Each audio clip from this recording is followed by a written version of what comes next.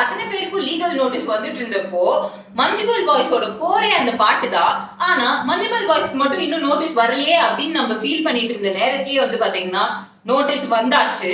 But உண்மையாலே அந்த copy rights அந்த ஆர்டிஸ்டுக்கு தான் சொந்தமா? வாங்க பார்க்கலாம். சோ எல்லா கேசஸ்லயுமே வந்து பாத்தீங்கன்னா காப்பி ரைட்ஸ் ஆர்டிஸ்டுக்கு மட்டுமே சொந்தமானதா இருக்காது. ஏன் அப்படின்னு பாத்தீங்கன்னா அவரோட கை காசை போட்டு சொந்தமா ப்ரொடியூஸ் பண்ணி அவர் அந்த மியூசிக்கை உருவாக்குனாருன்னா அது கண்டிப்பா அவருக்கு தான் சொந்தம்.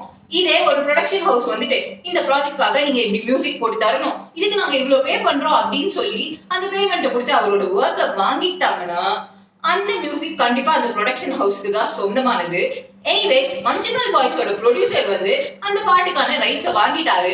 விச் மீன்ஸ் அவர் அந்த பாட்டை இனிமே எந்த மூவில வேணா எவ்வளவு வாட்டி வேணா யூஸ் பண்ணலாம், அந்த ரைட்ஸ் தேர வரைக்கும். சோ இந்த இன்ஃபர்மேஷன் பிடிச்சிருந்ததுன்னா லைக் பண்ணுங்க. இதே மாதிரி யூஸ்ஃபுல்லான இன்ஃபர்மேஷனோட நான் உங்களை நாளைக்கு வந்து சந்திக்கிறேன். டாடா பாய்.